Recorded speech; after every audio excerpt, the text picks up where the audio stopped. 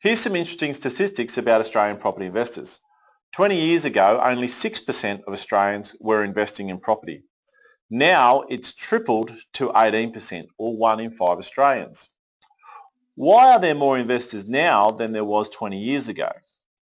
Answer: more and more Australians are now acutely aware that they have to fund their own retirement. You cannot rely on the government and you cannot stick your head in the sand. So what effect will all these extra people who are buying property have on property prices? Well, if you've got the same population buying more houses, then the competition for houses is going to go up further and the prices are going to go up as a result.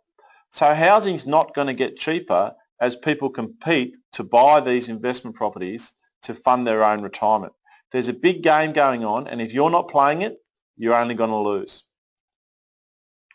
But most property investors don't actually succeed. Most property investors are actually doing it wrong and not getting any training and not getting any support, and then wondering why they're not getting ahead. Of the 18% of Australians who do invest, 2/3 of them, or 12% of Australians, only have one investment property. They only have one. 93% of investors, or 17% of Australians, own no more than 2 properties. But if you want to be a successful property investor, you need to own more than that. And only 7% of investors, or 1% of Australians, own 3 or more investment properties. Why is that so? Well, the answer is because they don't know what they're doing. They buy poor cash flow properties in poor capital growth areas and end up having a negative experience and do not continue to grow their portfolio. If you are going to be successful, if you're going to be in the top 7% of investors or the top 1% of Australians, what's it going to take for you to be successful?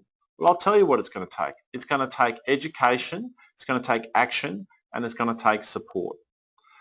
Every successful person in the world has done those 3 things: got educated, taken action, and got coached. If you want to be successful, you need to do those things. If you don't do those things, don't be surprised when you're not successful. It's pretty simple, and it's a fair statement to make.